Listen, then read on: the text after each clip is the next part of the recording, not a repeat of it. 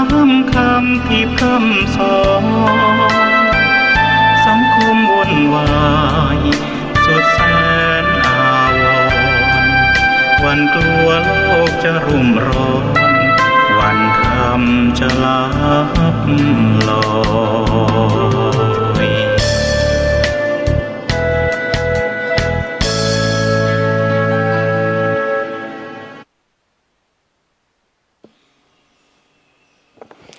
เกิบเกิบเกิบเกิบเกิบเกิบเกิบเกิบเกิบเกิบเกิบเกิบเกิบเกิบขอเจริญสุขพ่อแม่พี่น้องศรัทธาญาติโยมท่านผู้ฟังทั้งหลายทุกท่านทุกคนอันเป็นที่อักเป็นที่นับถือของทุกเจ้าวันนี้รายการธรรมะก่อนนอนณทางสถานีวิทยุศูนย์การเผยแพร่ธรรมของวัดฝ่ายหินในคลื่น 104.50 ก็มาพบมาปะกับญาติกับโยมเป็นประจำทุกวันอังคารตั้งแต่เวลาบัดเดี๋ยวนี้เป็นต้นไปเสียงที่ห้องเกิบเกิบเกิบเกิบเกิบเกิบอันนั้นเรียนเสียงนกกระเรียนแต่บ่เหมือนนะเพื่อเป็นสัญญาว่าเป็นเสียงนกอีกก็แล้วกันญาติโยมทั้งหลายนกกระเรียนเนี่ยมันจะไปที่ไหนไกลๆทุกสารทิศเตียวไปมันก็จะห้องว่าเกิบเกิบเกิบเกิบเกิบเกิบเกิบเกิบเกิบเกิบเกิบเกิบเกิบเกิบเกิบเพราะใดมันห้องมันนกทั้งหลายเนี่ยหรือว่าสัตว์ทั้งหลายได้หูว่านี่คือตัวมันคือตัวกูคนนี้ก็ของกูทุกสิ่งทุกอย่างนี้ของกูหมดตัวกูหมดวิ่งไปวิ่งมามันก็ฮ้องอยู่อย่างนั้นอ่ะมันยิ่งฮ้องต่อใดญาติโยมมันก็ยิ่งเพิ่มความทุกข์มากยิ่งขึ้นไปเหมือนกับมนุษย์คนเฮาเนี่ยญาติโยมทั้งหลายถึงวันนี้เอาก็ถึงอวดตัวกันเนาะว่าเปิ้นว่าตัวแต่นะอันนี้ตัวกูตัวข้าอันนี้ของกูของข้าเมียกูใครอย่าแตะหัวข้าใครอย่าต้องลูกกูรถยนต์กูรถเครื่องกูรถจักรยานกูนากูไร่กูทุกสิ่งทุกอย่างของกูหมดเขากระประกาศให้คนทั่วไปได้รู้ว่าอันนี้ตัวกูและของกูใครจะมาด่ากูบ่ได้ใครจะมาทำร้ายกูบ่ได้ใครจะเอาของกูไปตึงบ่ได้ ทั้งที่ก็ยังไม่มีใครมาทำร้ายทั้งที่มีใครมาเอาของมันไปแต่มันเกิดความห่วงความแหนล่ะเกิดความยึดมั่นญาติโยมทั้งหลายเมื่อมีความยึดมั่นห่วงแหนมากเท่าใดมันก็เพิ่มความทุกข์มากขึ้นเท่านั้นเหมือนญาติโยมบางท่านเอาของไว้ลืมตีไผเอาสตางค์กูไป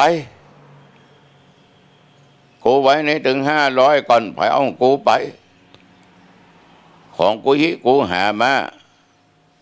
ใครขโมยไปเอาเข้ากำหยาบออกมาด่าละจัดหมูจัดหมาอย่างอันอย่างอีสะปะสะเป็ดถามคนนั้นถามคนนี้โคตรหรือคนนั้นโคตรหรือคนนี้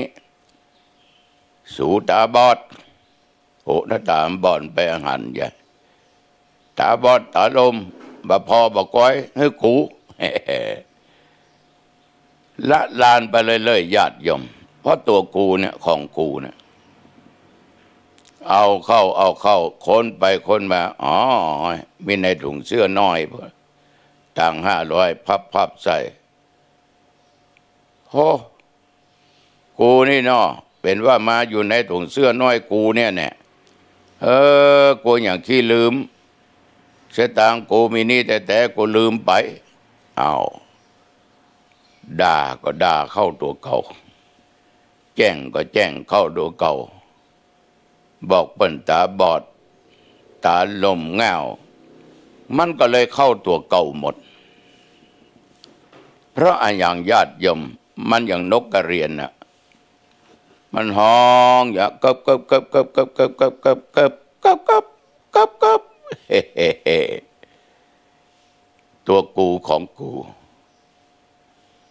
ถ้าไปพอตัวกูของกูเนี่ยมันมีที่ไหนมันก็บปะนะญาติโยมอาการอย่างเนี้ยที่ว่าตัวกูของกูอย่างกับกูเนี่ยมันเป็นอาการที่แสดงออกซึ่งความยิ่งประยองของคนและของนกกระเรียนตัวนั้นพี่น้องสาธุชนญาติโยมถ้าเรามานึกดูเนี่ยมันน่าสังเวชสลดใจเป็นอย่างมากต่อตัวเองในการที่ตัวกูของกูอวดดีจ่องหองมันยอมลงไผ่ง่ายๆคนบางคนมันแต่นะพอออกไม่ออกเปิ้นตักเปิ้นเตือนเปิ้นสั่งเปิ้นสอนเปิ้นเปิ้นจามันจ่องหองพองตัวอวดว่าตัวกูนี่หูหมดตัวกูเนี่ยได้ตัวกูทำได้มันก็เลยเป็นทุกข์อยู่ตลอดเวลาเป็นทุกข์อยู่ตลอดเวลาญาติโยมลองนึกดูดีๆนะฟังธรรมาภาพตอนดึกนะมันเงียบสงัดอยู่แล้วลองฟังถึงวันนี้เราทุกข์เพราะอะไรอย่างจะว่าบะหมี่เข้าของสมบัติสัมปติบะหมี่ยังกินยังใจเขาก็พอมีอยู่ถึงบะมากบะไม้บาเป็นเศรษฐีมหาเศรษฐีพิมหาเศรษฐีเหมือนกับเปิ้ลแต่ที่เขาทุกข์เพราะกูเนี่ยอันนี้ต้องเป็นของกูขึ้นได้ทั้งนี้มีแล้วมันก็ต้องเอามาเป็นของกูขึ้นได้ถ้ากูบ่ได้มึงจะไปได้ยังอวดเก่งเปิ้ลมาบอกว่าอันนั้นมันของมีเจ้าของแล้วนะกูจะเอาเหตุอย่าง บางครั้งบางคราวเนี่ยตัวกูอวดเบ่งอวดหูอวดหลวกแบบฟังไปในที่สุดบ่มีเพื่อนพ้องพี่น้องชาวบ้านเพราะเขาเกลียดจังในตัวกูสาธุชนญาติโยม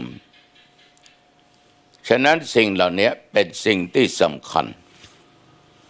โยมลองไปนึกเอาคนเดียวเถอะนะนึกเอาคนเดียวเถอะแม่ออกคนหนึ่งใครจะว่าให้ตึมได้ว่ามาก็สว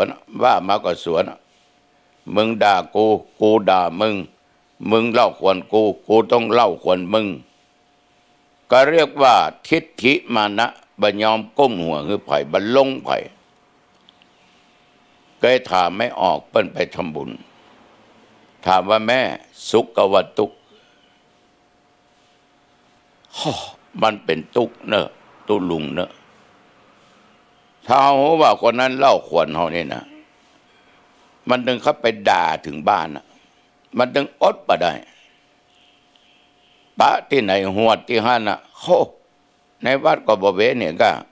บ่เวนะนั้นพ่ออย่างพ่อตัวกูแล้วก็ยิ่งพยองในตัวกูมันก็ยิ่งทำให้กูนะทุกข์ยิ่งขึ้นไปแต่บังเอิญไม่ออกเนี่ยเปิ้นฟังตัวเจ้าอยู่บ่อยครั้งเปิ้นก็เลยตัดตัวกูนี้ออกไปแต่ยังของกูยังมีอยู่พ่องแม่เปิ้นบอกว่าได้ฟังตุบรรยายธรรมะตี 5 และสถานีวิทยุอื่นๆนั่นแม่ก็มานึกได้แม่ก็มีสติได้ว่ามันบ่มีประโยชนะอันใดทั้งสิ้นทำให้แม่เป็นทุกข์อย่างที่ตุว่าอย่างที่ท่านพระครูว่าแม่ก็ขอบใจเนอะประเดี๋ยวนี้แม่อโหสิกรรมแม่ให้อภัยต่อทุกคนต่อทุกอย่างไปหมด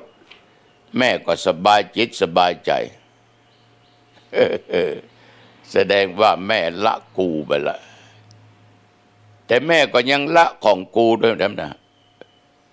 เอาอาหารการกินไปทานที่วัดเอาของเอายาเอาสปะไปทานแม้แต่ปัจจัยแม่ก็ไปทานเพราะชอบที่ตัวเจ้าบอกคือละกูตัวกูของกูแล้วเป็นชอบกำหนึ่งที่จะมาอู้จ่าไปก็คือว่าของกูนั้นถ้าแม่จะละก็คือแม่ไม่ต้องไปยึดมั่นมีความพึงพอใจต่อของที่ได้ที่มีเวลาจะละเวลาจะกินจะทานก็ทำตามอัตภาพตามฐานะของตัวเองที่ทำได้ก็หมายความว่าเนี่ยอย่างบักเกินกำลัง ไม่ใช่ว่าของกูหมดหรือหมดลึงคนไปตาเนื้อตัวเจ้าวัดหนองตองเห็นหมดใช่ญาติโยมทั้งแล้วเดี๋ยวกูจะเดือดร้อนยิ่งกว่านั้นฉะนั้นศรัทธาสาธุชนญาติโยมท่านผู้ฟังนกกระเรียนเนี่ยมันอวดตัวมันไปที่ไหนก็อวดตัวมันเลยมีความสุขมีแต่ความทุกข์มีวันหนึ่งอาตมาภาพได้รับนิมนต์ไปเจริญพุทธมนต์ในเขตอำเภอหางดงนั่นแหละท่านเจ้าคณะตำบลเปิดนิมนต์ไปเป็นองค์ประธานพระโยมวันนี้จะตานเรือสะเปาคำของในนั้นเต็มหมดของกินของใจตึงบาทตึงหมอนเสื่อศาสตร์อาสนะผ้านุ่งผ้าอมข้าวต้มขนมผลไม้รากไม้พืชผลการเกษตรเรียกว่าตึงปากตึงอย่างสะปะของใจมีในเรือสำเปาคำเปิ้นตาลหาเจ้ากรรมนายเวรก็เรียกว่าสละของกูนั้นหมดเงินไปเป็นหมื่นเหมือนกันพร้อมด้วยญาติด้วยโยมญาติพี่น้องของเปิ้นโยมวันนี้เป็นผู้หญิงแต่มาขึ้นไปก็มีพระพุทธรูปหินแกะสลักแต่ไม่ได้มีอาคารไม่ได้มีหลังคามุงใดๆทั้งสิ้นสถานที่จัดหรือนั่งนั่นก็คือไม้ไผ่ที่เป็นขายข้างถนนแล้วมีใบคามุงคุณโยมเบิกซื้อไปตัวเจ้า8-9 ตนก็นั่งเรียงกันหลังจากเสร็จพิธีกรรมธรรมาก็ถามว่าโยมตัดที่นี้จะทำอะไรอย่างอาจจะมาอู้ไทยนะวันนั้นวันนี้อู้เมืองเพิ่นบอกว่าจะสร้างสถานที่เอาปฏิบัติธรรมเพราะคนถึงวันเนี่ยมันมาหูจักตัวเก่าได้หูจักตัวเก่าจะมาก็ยิ้มโยมที่นี่เป็นของไผ่เปิ้นก็บอกว่าเป็นของเปิ้นกับครอบครัวเปิ้นซื้อไว้ได้กี่ปีโยม4-5-6 ปีละเป็นของไผ่โยมเป็นของครอบครัวเป็นของฉันเนี่ยอ๋อยังเป็นของกูเนาะ แล้วเมื่อใดกูจะพบจะปะตัวเองแต่จริงญาติโยมทั้งหลายนั่นเป็นเรื่องธรรมชาติเรื่องธรรมดาทุกคนจะต้องดิ้นรนเสาะหาในตัวของคนเฮาเนี่ยสรีระร่างกายนี้พอออกไม่ออกค้นหาตัวหาตนตึมปะอย่างน้อยเขาก็หูกันว่าด้วยธาตุ4มารวมกัน สมมุติเป็นตัวเป็นตนเป็นบุคคลเป็นนั้นเป็นนี้ดินน้ำลมไฟแต่ทีนี้ดินน้ำลมไฟนะญาติโยมมันจะมาแบ่งออกเป็น5 กองใหญ่เบ้อเริ่มเลยนะกายเวทนจิตธรรมนี่ก็แม่นรูปเวทนาสัญญาสังขารวิญญาณก็แม่นอันในขันธ์ 5ก็แล้วกันญาติโยมนั่นแหละรูปเวทนาสัญญาสังขารและวิญญาณกองแต่ละกองเบ้อเริ่มเลยญาติโยมฉะนั้นคนที่จะค้นหาตัวหาตนรู้จักตัวเองนั่นน่ะต้องอยู่ในกายเวทนาจิตธรรมกายเวทนาจิตธรรมยำปอรูปเวทนาสัญญาสังขารและวิญญาณในขันธ์ 5เมื่อเอาโค้นสิ่งเหล่านี้ว่ากายคืออย่างเวทนาคืออย่างสัญญาคืออย่างสังขารคืออย่างวิญญาณคืออย่างนั่นแหละเอาจะหันตัวเองอย่างแจ่มแจ้งแต่ตราบใดที่เรายังไม่สามารถที่จะรู้ถึงรูปเวทนาสัญญาสังขารวิญญาณได้เราก็ไม่สามารถที่จะค้นพบตัวตนที่แท้จริงได้เพราะทุกอย่างเป็นเพียงแต่สมมุติทุกอย่างเป็นเพียงแต่สมมุติในสติปัฏฐานที่หลวงปู่เพิ่นสอนหรือหลักในการปฏิบัติวิปัสสนากรรมฐานกายเวทนาจิตธรรม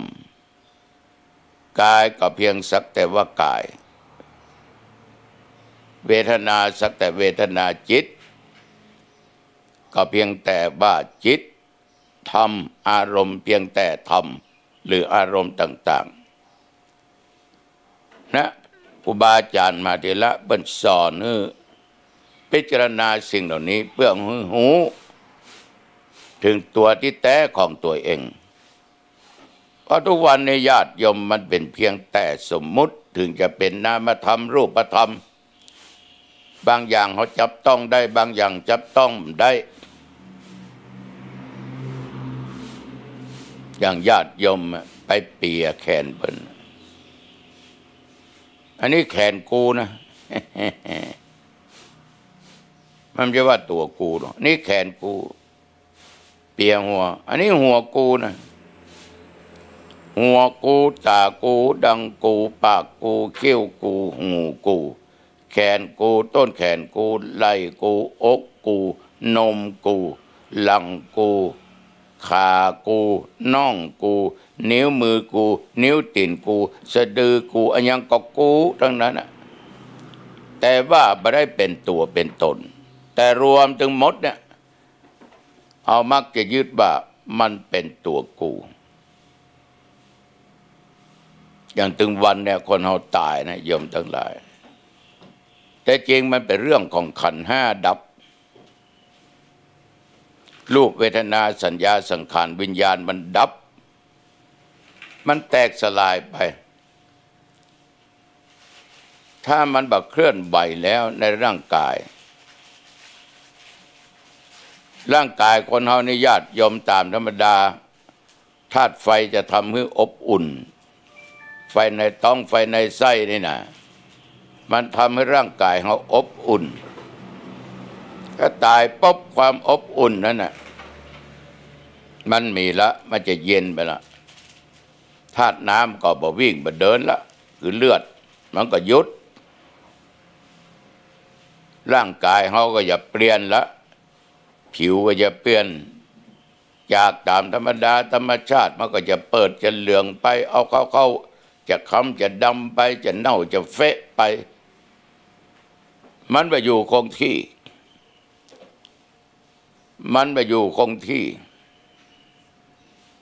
มันก็จะเป็นที่อาศัยของสัตว์ของนอนที่ซ่อนไส้กินเนื้อกินอะไรอย่างทุกสิ่งทุกอย่างเชื้อโรคต่างๆที่มีในร่างกายฉะนั้นญาติโยมทั้งหลายเอาจะหันได้ว่ากายนี่เมื่อมันดับมันแตกสลายมันจะเปลี่ยนแปลงหมดก็โยมลงไปพ่อคนที่ตาย ความรู้สึกก็มีเวทนาจะสุขจะทุกข์จะเจ็บจะปวดจะร้อนจะหนาวตึมหมีตายได้ชั่วโมง2 ชั่วโมงก็ได้เขาปั๊มยาเข้าไปละผ่าเขาท้องขาผ่าเขาที่ไหนเข็มยาตั้งฉีดเข้าไปมันจะร้องว่าโอ๊ยโอ๊ยโอ๊ยเจ็บก็ตึมว่าเอาใส่ในโลงศพทับน้ำแข็งอย่าฉีดยามันก็ตึมบ่นไปใส่ในห้องเย็นมันว่าหนาวมันก็ตึมว่า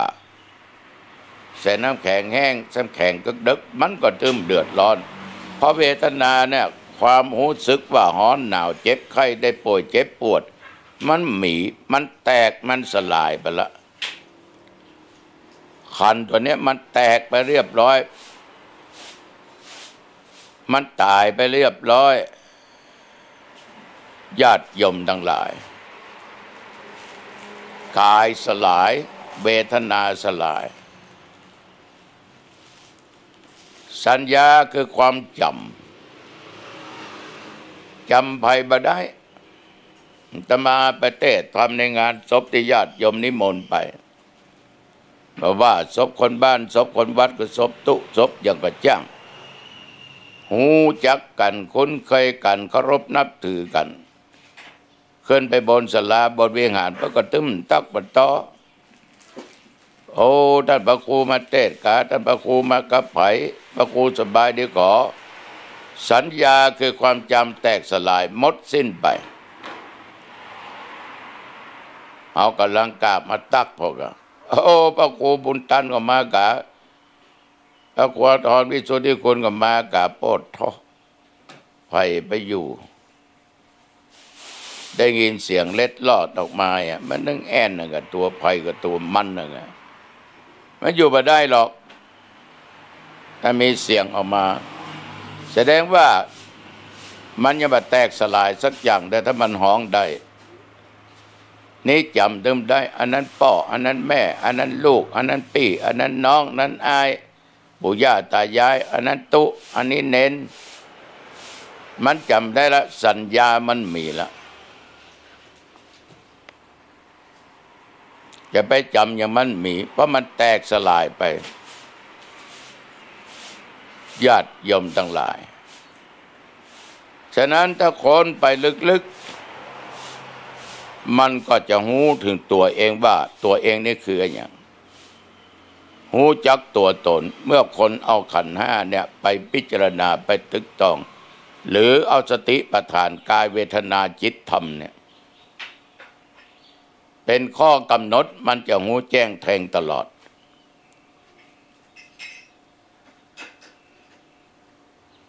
สังขารคือสิ่งที่ปรุงแต่งถ้าทำในสิ่งที่ดีพูดในสิ่งที่ดีคิดในสิ่งที่ดีก็ปรุงแต่งในสิ่งที่ดีห้องว่ากุศลหรือกุศลจิตที่มีดีอยู่ถ้าเรากระทำดังกายวาจาใจบดีก็เป็นอกุศลจิตก็ออกไม่ออกญาติโยมชีวิตคนเฮาถึงวันเนี่ยสังขารนั้นปรุงแต่งเหมือนตมาภาพได้นั่งบรรยายบันทึกเสียงธรรมะมาออกรายการธรรมะก่อนนอนคืนนี้1เอามีกาย2เขายังมีเวทนารู้สึกร้อนรู้สึกหนาวเย็นรู้สึกเจ็บรู้สึกปวดรู้สึกว่าเขาจะอู้จะจาอย่างใดมีความรู้สึกหมดนะสัญญาความจำเขาก็ยังมีว่าเวลานั้นต้องบรรยายธรรมะ ออกทางสถานีวิทยุแห่งนี้เวลาตะอันตะอีเขายังจำเขามีสัญญาเขาก็เลยปรุงแต่งในสิ่งที่ดีก็คือกระทำในสิ่งที่ดีตามกิจได้นำธรรมะมาอู้มาจากแก่ญาติโยมฟังแม้แต่ญาติโยมดึกขนาดนี้ญาติโยมยังฟังตุเจ้าอยู่เพราะอย่างญาติโยมพอทุกสิ่งทุกอย่างมันปรุงแต่งเพื่อญาติโยมได้สร้างในสิ่งที่ดีได้สร้างในสิ่งที่ดีทั้งที่เป็นกุศลจะน้อยจะนักจะปานกลางจะยิ่งใหญ่ขนาดไหนก็ตามอยู่ที่สังขารอยู่ที่การปรุงแต่งสิ่งที่บดีโยมลดละเลิกห่างไกลปรุงแต่งสิ่งเหล่านั้นบ่เอาเพราะเป็นสิ่งที่บดีญาติโยมทั้งหลายโยมมีการฮื้อตานโยมมีการรักษาศีลโยมมีการฟังเทศน์ฟังธรรมโยมตั้งใจเจริญสมาธิภาวนาสาธุชนญาติโยมอันนี้สังขารมันปรุงแต่งในทางที่ดีที่เป็นกุศลก็เกิดขึ้นกับญาติโยมตัวนี้ก็สำคัญแหละถ้าว่ามันไม่ได้ปรุงแต่งในสิ่งที่ดีเนี่ยชีวิตเกิดมาไร้ค่าจะบ่มีอันยังเป็นสิ่งนำทางไปสู่ทางสุขจากโลกนี้สู่โลกหน้าญาติโยมทั้งหลายถ้าบ่มีอันยังดีๆก็ไปสู่ทุกขติไปเกิดเป็นเปรตได้อสุรกายได้สัตว์นรกได้สัตว์เดรัจฉานได้เพราะเอาบ่ได้สร้างในสิ่งที่ดีแต่ตรงกันข้ามได้สร้างในสิ่งที่ดีเนี่ยว่าทั้งกายทั้งวาจาทั้งด้านจิตใจสังขารปรุงแต่งในสิ่งที่ดีเหมือนพ่อออกไม่ออกอย่างเอี้ยเนี่ยเพราะเด้อยังฟังธรรมอยู่กลางวันก็ไปยะการยะงานตามหน้าที่ของตัวเองทั้งของตัวเองและที่ได้รับมอบหมายแต่งตั้งให้ทำญาติโยมอันนี้มันเป็นผลคือความสุขถึงชาตินี้ชาติหน้าเอาตายละจากโลกนี้ไปสู่โลกหน้าเอาก็มีสุขติเป็นที่ไปเกิดเป็นเทพบุตรเทวดาอยู่บนสวรรค์ชั้นฟ้าวิมานแมนอยู่บนบุญนี่นะมีทิพสมบัติก็ออกไม่ออกแต่เรื่องเหล่านี้ต้องระมัดระวังเจ้าเมืองพาราณสีในญาติโยมกับเหล่าเสนาอามาตย์ได้ปฏิบัติรักษาอุโบสถศีลคือศีล8ก็มีปโรหิตคนหนึ่งวันนั้นเปิ้นสมาทานเอาอุโบสถศีลแต่ปโรหิตนั้นมันจะเอาบ่เอาก็บ่ฮู้เราเสนาอามาตย์ทั้งหลายก็ถามกันว่าในต้านปโรหิตท่านเอาศีล8อุโบสถศีลก็แกก็ตอบว่าเอาละมีในจิตมีในใจเนี่ยในที่สุดญาติโยมท่านปโรหิตคนเนี่ยกลางวันตัดสินคดีความแต่ว่าสร้างอกุศลไปในทางทุจริตตัดสินความหันแก่อมิตรสินจ้างบางครั้งคดีต่างๆนั้นผิดก็ทำให้ถูกเพราะได้เงินได้ทองอันที่ถูกไปเป็นผิดอันที่ผิดมาเป็นถูกพี่น้องศรัทธาสาธุชนญาติโยมเมื่อวันแกตัดสินคดีความผิดเป็นถูกถูกเป็นผิดตกเข้ามาแกก็รักษาอุโบสถศีลมันนอนกับเมียกับหยังนอนลาบกับปืนอย่างเข่งขัดปฏิบัติ อุโบสถศีลอย่างเคร่งครัดและมีครั้งหนึ่งได้ขันน้ำมะม่วงเนี่ยถวายแก่มอบแก่แม่หญิงนักบวชคนหนึ่งในที่สุดปุโรหิตคนนี้ญาติโยมตายกลางวันนี่ญาติโยมไปเป็นเพศเฝ้าอยู่ที่สวนมะม่วงตอนกลางคืนมาเป็นเทพบุตรอยู่บนสวรรค์อยู่บนวิมานมีทิพสมบัติมีทุกสิ่งทุกอย่างเหตุใดกลางคืนไปเป็นเทพบุตรมีทิพสมบัติเพราะปุโรหิตคนนี้รักษาอุโบสถศีลตอนกลางคืนกลางวันเป็นเพราะใดไปเกิดเป็นเปรตอยู่ในสวนมะม่วงก็เพราะว่าปุโรหิตคนนี้ตัดสินคดีความบ่ถูกต้องกินสินบนกินอย่างทุกสิ่งทุกอย่างฝ่ายพญาเมืองปราณสีนั้นเบื่อหน่ายได้ออกบวชเป็นฤาษีมอบบัลลังก์ราชสมบัติต่างๆแก่ลูกแก่เต้าพอดีก็พระฤาษีเนี่ยเสด็จมาถึงที่สวนมะม่วงก็ไปพบกับเปรตนะไปพบกับเปรตก็เลยถามเปรตตนนั้นว่าเป็นเพราะใดมาเกิดเป็นเปรตเปรตตนนั้นก็บอกว่าเมื่อมีชีวิตเป็นคนนั้นได้เป็นปุโรหิตอยู่กับพ่อฤาษีเนี่ยที่เป็นพญาเมืองปราณสีข้านี่ตัดสินความเอาสินบนเอาถูกไปเป็นผิดเอาผิดมาเป็นถูกตัดสินบ่ถูกต้องตามทำนองคลองธรรมข้าได้โลภได้อำทุกสิ่งทุกอย่างฉะนั้นเมื่อวันข้าตายมาเนี่ยได้มาเป็นเปรตอยู่ที่เนี่ย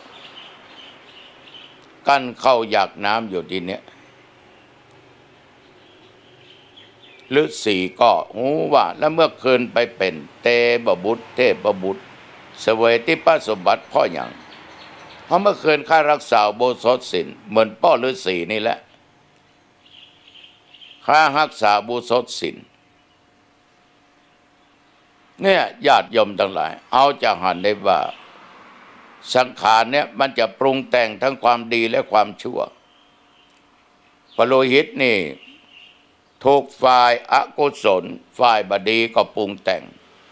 เลยได้เกิดเป็นเปรตกลางวันรักษาอุโบสถศีลสังขารปรุงแต่งได้รับผลที่ดีไปเกิดเป็นเทพบุตร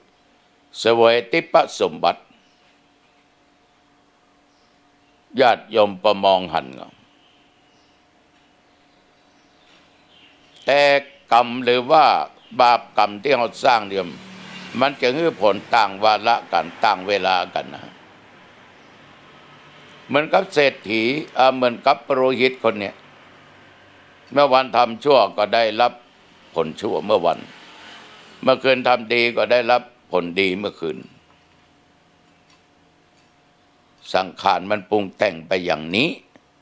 นอกจากธาตุสี่มาประชุมจุ่มนุมรวมกันเป็นสังขารเป็นนั้นเป็นนี้แล้วมันมีกายมีเวทนามีสัญญาคือความจำขนาดเปรตเนี่ยหรือเทพบุตรปุโรหิตเนี่ยยอมมันยังจำได้ว่าอดีตมันเคยทำมาอย่างก็ได้ได้จ่าให้พระฤาษีอันเป็นพญาเจ้าบ้านเจ้าเมืองพาราณสีนั่นเองญาติโยม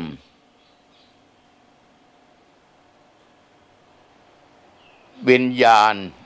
คือสิ่งที่จำได้หมายรู้เหมือนกันเหมือนกับสัญญาคล้ายๆกันแต่วิญญาณเนี่ยอย่างปุโรหิตเนี่ยญาติโยมวิญญาณเนี่ยได้รับผลกรรมประเมินกันกลางวันเป็นเปรตกลางคืนเป็นเทพบุตรแต่วิญญาณนี่เราจะรู้ได้ง่ายๆญาติโยมเ จะรู้ว่าตัวเองเนี่ยเป็นอย่างไรอย่างเวลาประเดี๋ยวเนี่ย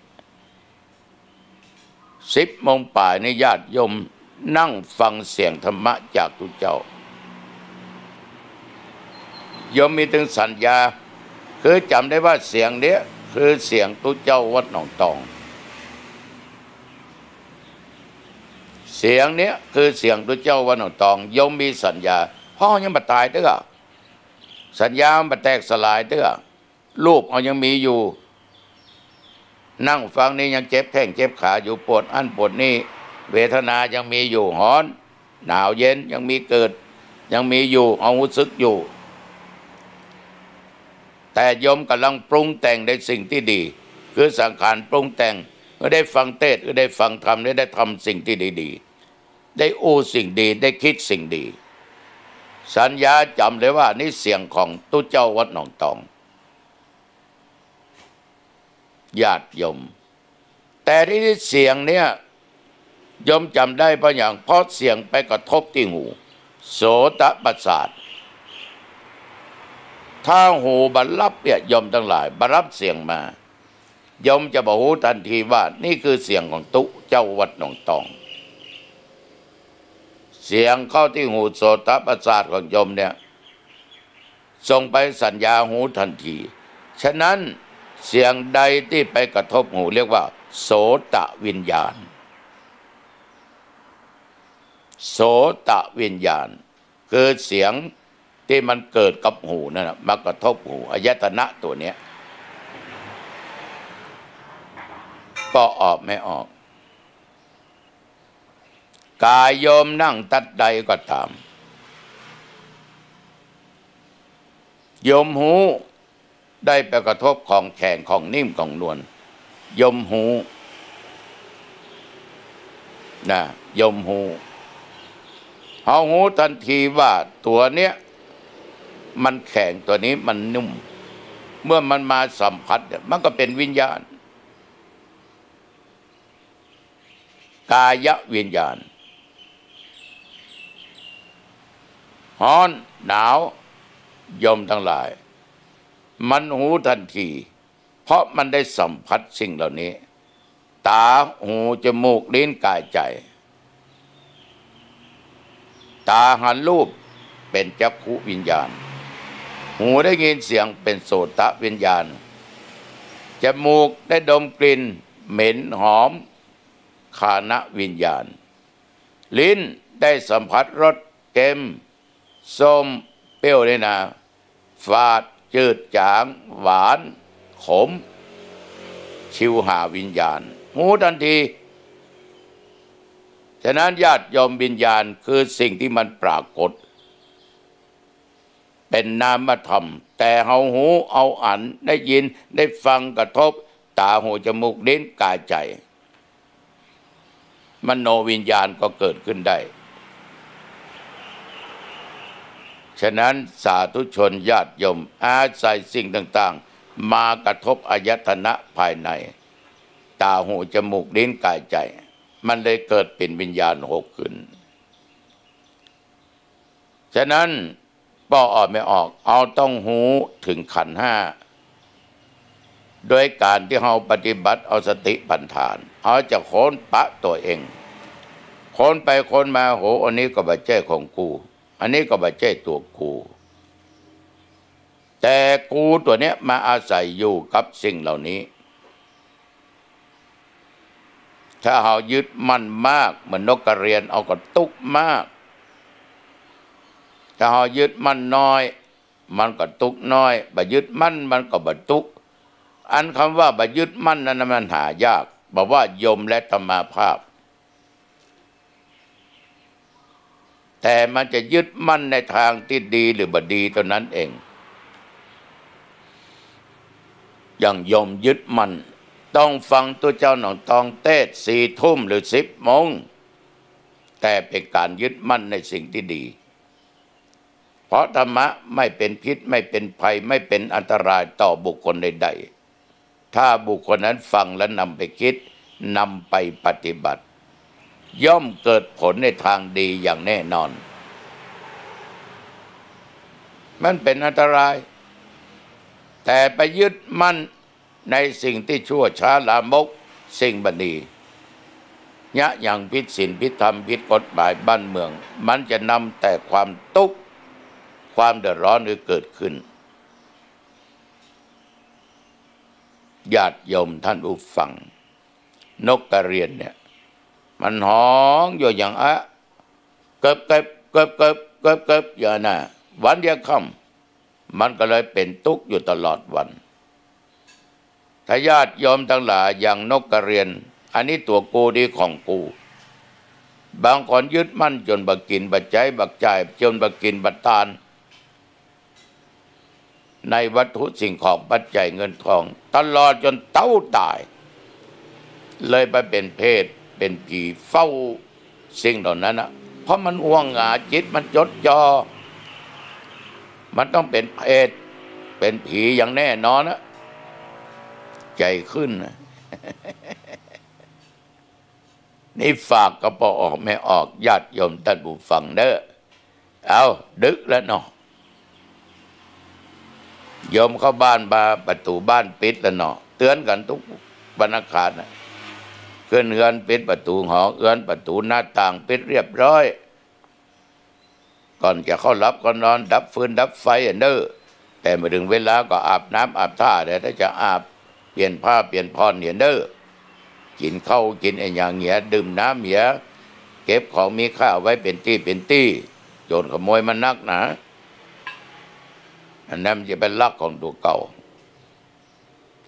เก็บของที่จะใช้วันพวกนี้ไว้ที่มันหันได้ทีได้อย่างน้อยกันลืมไว้เข้าห้องพระเข้าห้องนอนไว้พระสวดมนต์กราบพระพุทธเจ้าพระธรรมเจ้าพระสังฆเจ้า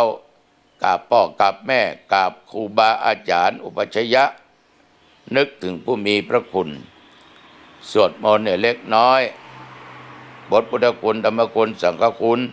หรือจะง่ายๆร่างสัมมาสวากโตสุปฏิปันโนก็ได้แล้วเจริญสมาธิภาวนาตามโอกาสเวลาจะได้กำหนดเวลานั่งตามสบายนอนตามสบายจะยืนจะนั่งจะนอนอิริยาบถใดก็ตามเพราะเราอยู่คนเดียวปฏิบัติคนเดียวจะไปฝืนสังขารเดี๋ยวมันจะมีเหตุขัดแย้งขัดข้องบทไปบทปอดปวดทนไม่ไหวละนะฉะนั้นญาติโยมเอาตามสบายพอสมควรแผ่เมตตาแก่สรรพสัตว์แก่เพื่อนพ้องเพื่อนมนุษย์ตัวกันแก่พ่อแก่แม่ครูบาอาจารย์ปู่ป้าน้าอาสามีภรรยาลูกเต้ามิตรสหายครูบาอาจารย์ทั้งหลายที่เปิ้นมีพระคุณบ่มีพระคุณเจ้ากรรมนายเวรมดเตบุญเต็มดามดแผ่เมตตาตัวเองตัวข้าพเจ้าเกิดมาชาติไหนชาติใดไม่ว่าชาตินี้ชาติหน้าอันว่าความทุกข์ความยากความลำบากความอดกั้นอยากจงอย่าได้เกิดมีแก่ข้าพเจ้าข้าพเจ้าเกิดมาชาติไหนชาติใดให้พบศาสนาของพระศรีริยเมตไตรทบทวนด้วยศีลห้าตั้งแต่ปานาตินากาเมมุสาสุราบริสุทธิ์พุทธพ่องโอ้โหถ้าบกพร่องพวกนี้แก้ไขเลยเริ่มตั้งแต่วินาทีนี้เป็นต้นไปวันผู้ข้าจะบาดาไผ นอนหลับสบายฝันก็ฝันดีตื่นมาก็สบายเอาแล้วนะญาติโยมทั้งหลายจะไปเอาอย่างนกกระเรียนเนอะวันนี้ก็เห็นว่าเป็นเวลาพอสมควรอายุวันโนสุขังพลังพบกันใหม่อังคารหน้าจะ